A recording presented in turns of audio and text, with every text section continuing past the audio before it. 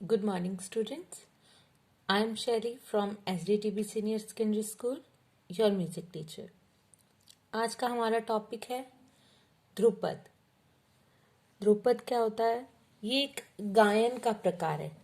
जैसे हम गायन करते हैं, कुछ लोकगीत होते हैं, कुछ भजन होते हैं, तो इस तरह से जो शास्त्रीय संगीत में गायन होते हैं उनमें से नाम होते हैं ध्रुपद, धमार, टप्पा, ठुमरी, ख्याल, तराना। तो उनमें से उन गायकियों में से एक गायन है ध्रुपद। ये प्राचीन गायन है। जैसे प्राचीन टाइम में गायन थे, उनमें थे ध्रुवा गायन। ये ध्रुवा से जाकर ध्रुपद बन गए। ये अलग अलग विद्वानों के अलग अलग मत हैं कि ध्रुपद कैसे बना। ध्रुपद को सबसे पहले तो हम मानते हैं कि एक प्राचीन है और प्रसिद्ध है, क्योंकि बहुत ही ज्यादा प्रसिद्ध था प्राचीन टाइम में ये। जैसे सदारंग और आदारंग जी हैं, इन्होंने बहुत सारे ख्याल की रचनाएं की, लेकिन पसंद वो करते थे ध्रुपद गाना। ध्रुपद गायन किस टाइप का गायन होता है? ये बहुत टफ होता है, जटिल होता है।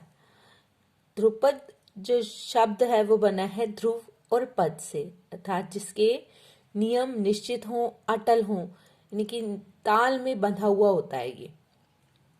और नियम, हर शास्त्रीय संगीत है तो नियम तो होंगे, जैसे आलाप लेने हैं या नहीं लेने हैं, तान लेनी है या नहीं लेनी है, ये सब एक नियम बना दिए जाते हैं। तो ये एक ध्रुपद गायन शैली जो है बहुत प्राचीन है और प्रसिद्ध है। इसके अंदर क्या है? नियम है। ध्रुपद से बना है जिसमें निश्चित नियम हो, अटल हो। ध्रुपद गंभीर प्रकृति का गीत है।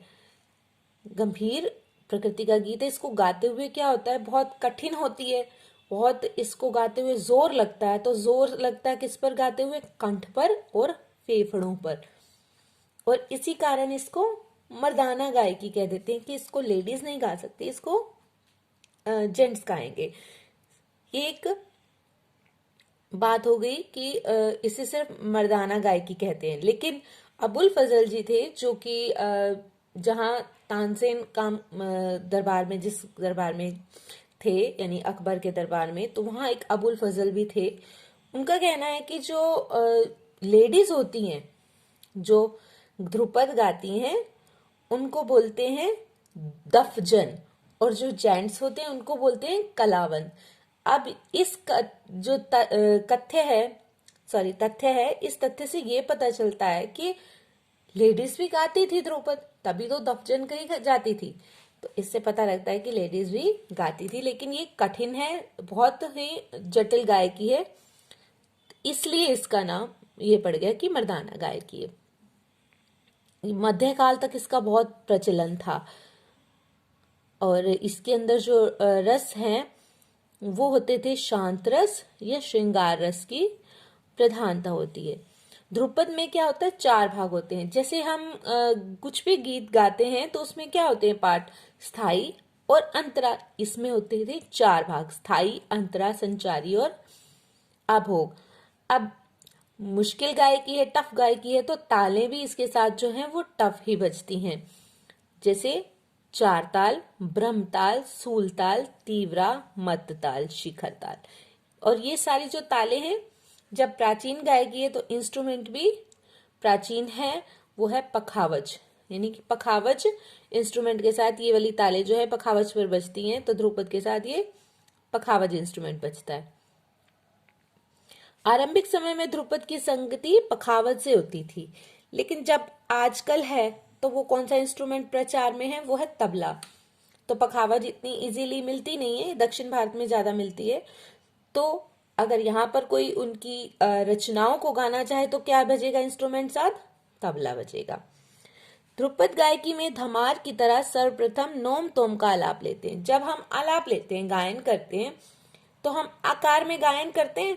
लेकिन जब प्राचीन गायकी थी तो वो लोग आ करके नहीं गाते थे, वो नोम ओम इस तरह से आलाप लिया करते थे। तो इनको बोलते हैं नोम तोम के आलाप।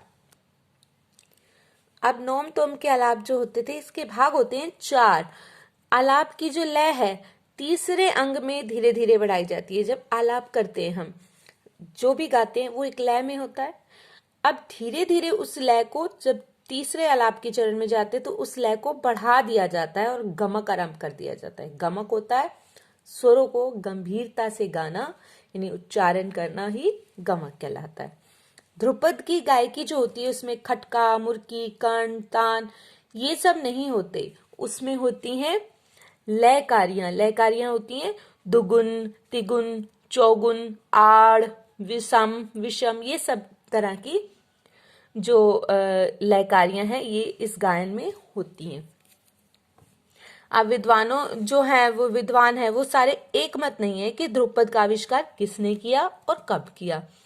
कुछ विद्वान मानते हैं कि ध्रुपद की जो रचना है वो 13 यानी कि 13वीं शताब्दी में हुई, और कुछ कहते हैं कि ग्वालियर के राजा मानसिंह तोमर ने इसको 15वीं शताब्दी में लेके आए।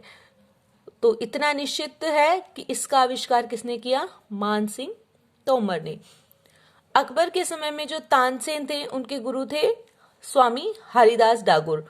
बैजू नायक तथा गोपाल नायक आदि विख्यात गायक ध्रुपदी गाते थे। ये जो स्वामी हरिदास जी ये तानसेन के गुरु थे, ये गुरु नहीं है। ये सब लोग क्या करते थे, ध्रुपद गाते थे। प्राचीन काल में ध्रुपद गाने वाले को क्या कहते हैं, जैसे मैंने अबुल फजल के बारे में बताया तो वो कहते थे कि जो जेंट्स गाते हैं उनको कलावंत कहते हैं, जो लेडीज गाती हैं उनको दफजन कहते हैं। राग खमाज का एक प्रचलित गीत है, राजत रघुबीर धीर भंजन भव भीर पीर। राग अडाना का प्रचलित गीत है। नीर क्षीर मिले दो ध्रुपद गीत है। प्राचीन समय में भारतवर्ष में ध्रुपद गायन को सबसे महत्वपूर्ण समझा जाता था। इसका मतलब ये है कि ये जो गायकी है प्राचीन समय में बहुत ज्यादा प्रसिद्ध थी, जो कि आज इसका स्थान ले लिए ख्याल गायकी में। तो कल मिलते हैं नेक्स्ट टॉपिक के साथ। Thank you.